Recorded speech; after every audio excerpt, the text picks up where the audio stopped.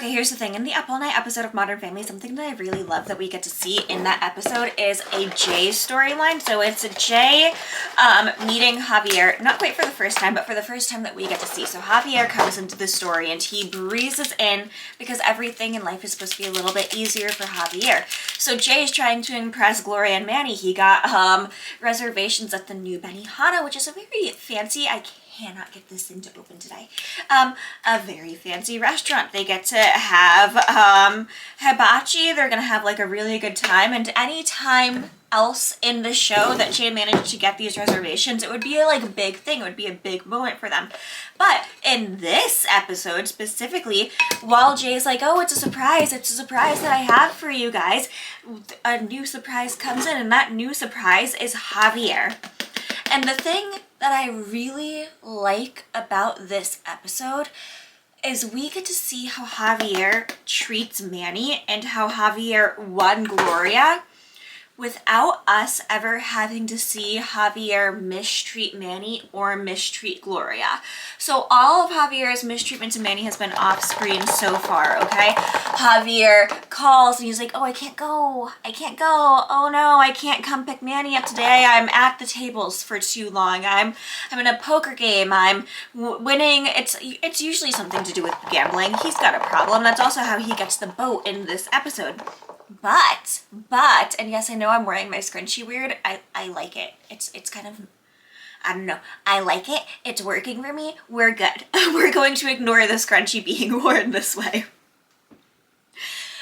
So Jay immediately hates Javier. He hates seeing him. He hates having him around. Javier kind of ruins Jay's day over and over again. A, because Javier is this handsome, younger man who was once married to Gloria. B, because he's always fighting against Javier's affections when it comes to Manny.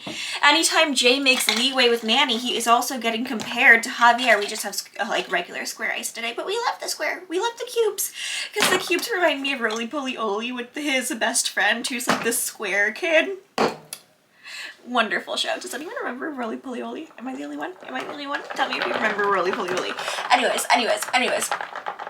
So Jay has this deep hatred for Javier, and Javier and Gloria have their little secrets, as we know and as we see. Specifically, I think that one of the most brilliant parts is that Javier speaks to Gloria in Spanish, in her native tongue, in his native tongue, to ask her a question. Someone in one of my videos, because I made a video, like I did the whole rewatch of this episode recently, which you can go see in my Modern Family rewatch thing. But Javier is asking in Spanish, do you mind if I stay the night? And Gloria, I don't know what Gloria says back. I have no idea. There's no subtitles for it. But Gloria then like cons Jay into letting Javier spend the night. And like she gets him into it. She's like, it's just the Colombian people are very persuasive. You never really know that you're saying yes to them until it's too late. And Jay's like, yeah, I get it. I understand. And then she walks away going, and so Javier's just staying for one night, okay? And then like runs away before Jay fully realizes what's being done. And that's when we really get Jay to start falling in love with Javier. Because, sorry, this is like very exciting. I'm gonna drink this coffee from earlier today while I'm making this coffee for tomorrow. It's fine. Because Jay's annoyed that Javier is there, and Javier is really taking up space in this house in very annoying ways. Specifically, Jay and Gloria are in bed. Gloria's reading. Jay is just sitting there like this, being like, he's in my house, he's in my house, he's in my house. She's literally married to the grumpy old man from Up, except the grumpy old man from Up is played by Lou from Mary Tyler Moore's show. It's a completely different thing. But that being said, Jay goes downstairs and he's gonna tell Javier off, and Javier's immediately charming. He's putting on the charm. Sorry, my friend, was I too loud? Oh no, don't say that you're quitting something. Don't say that you used to. Those are the two saddest words in the world. What is stopping you from ever doing it again? And all these things where he's bringing on the charm. Anytime that he even says anything to Jay, when Jay's like, hey, like, you don't treat your son right. Like, you're not, like, here when you're supposed to be. You were supposed to be here yesterday, and I'm the one that was comforting your kid. when you were supposed to be here yesterday and you show up today, even though there is a schedule, there is a time, there is an agreement, and Javier's like, I just don't follow a watch. And then when he realizes that him saying that he doesn't follow a watch or follow a set of time isn't gonna work and isn't gonna fly with Jay who was in the military, Jay who actually like has always followed a very strict set time with things, Jay who was a Pritchett, Javier goes for the compliment that makes himself sound kind of bad and makes Jay sound kind of good, while also not letting Javier take any blame for anything. Do you really think that I can be in this house? Do you really think that I can see you with my family? You're so successful and you're so good. It's just so hard on me to have to see this, so I don't come around as much as I'm supposed to. And that's how he reels Jay in, okay? That's how Jay gets reeled in. It's slow, it's steady. Javier starts leaning in on this type of charm. Javier starts like maybe going, oh, I don't know, I just like, we could do this together, we could do that together. They're playing pool. Javier's probably letting Jay win a little. And this is where it really goes in. Javier figures out what Jay likes. Javier figures out what Jay enjoys and what Jay doesn't like, and he starts kind of forming into this version of himself for Jay. He talks about how they can go motorcycle riding. He talks about how they can do these fun adventures together. He takes Jay as proof that he's not just some guy, as proof that he's more than just like a bunch of words. He takes Jay, because he knows a guy, to a stadium, and it's like, you can like pitch here or like bat here or something, I don't know. You can do sports here for 30 seconds because you used to be a baseball player and that's such a big thing. And like, used to are such sad words. No, it's never used to. You still can right now. I'm gonna take you. And he does. And Jay and Manny go and they stay up all night and they're at this baseball place, and then they're baseball stadium,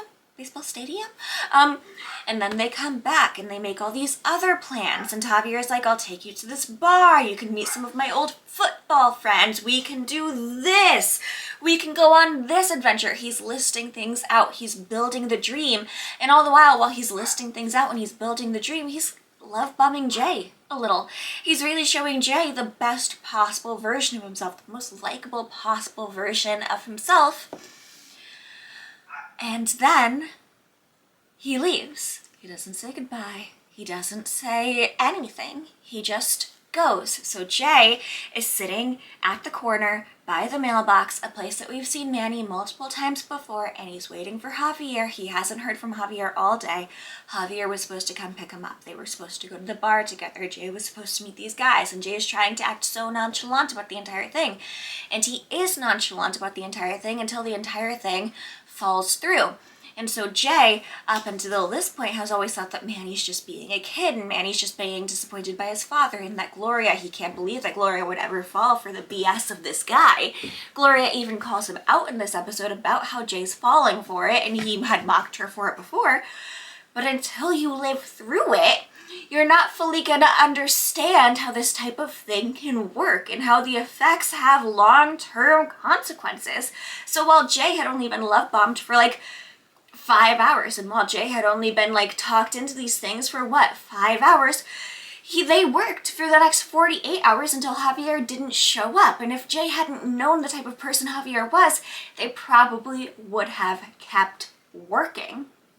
But because Jay knew what type of person Javier was, and because Jay had seen the long-term effects with Gloria and with Manny, he was able to get out of it faster, but not without knowing that he had also succumbed to it. He's not stronger than them. He's not better than them. He's just as easily manipulated by someone like Javier, by this narcissist manipulator.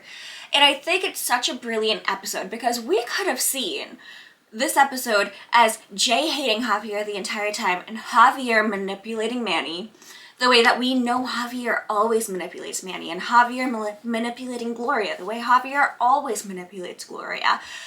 But instead, we see Jay getting manipulated by the man who he's always judging for manipulating other people. And we see Gloria really getting triggered by it in this episode, not knowing what to do and not knowing how to handle this situation and being very, very uncomfortable with the entire thing because her ex-husband and her current husband are spending time together, and her current husband is doing all of the things that her ex-husband used to do that used to drive her nuts, that were the part of the reason why she left him, that were like ended their marriage basically. And she gets worried, she gets concerned, and luckily it all gets resolved in the end. But I think it's such brilliant storytelling, and I think it's such a brilliant way to show that anyone can be manipulated by these kind of people, and also to show that Jay's not above it all, because I think sometimes Jay really, really thinks that he is above it all, and he's not. He's just like Gloria, he's just like Manny, he's just like anyone who can succumb to Javier's brand of narcissism.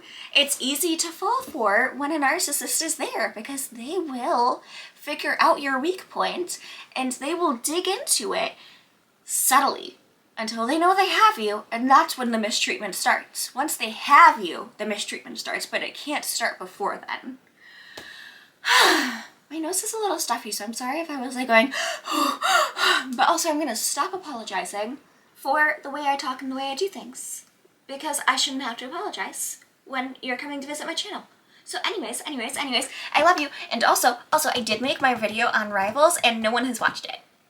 I made my video on Rivals, on Rivals, and how Taki O'Hara in Rivals is severely neglected and mistreated, and like the history behind that and everything. So it's on my YouTube, it's on my TikTok. If you would just go watch my Rivals video so I can have more people watching my Rivals video, because I would love to be able to dive into Rivals more, but I legitimately cannot do it until more people watch, because like it only has 80 views. It's been up for 8 hours and it only has 80 views. And like, and on TikTok it only has 80 likes. At least that's like what it was when I last checked. And I'm not a bragger. I'm not a person who expects a lot, but like usually by this amount of time, even my videos that do really badly have 300 likes, have 300 views. This is insane. It's literally insane how terribly this video is doing, so I would really appreciate it if anybody, please go watch it. Go watch it right now, please, please, please, please, please. Okay, love you. I'm gonna go make another coffee and another coffee video so I can have 2 for tomorrow. Okay, cool. Bye.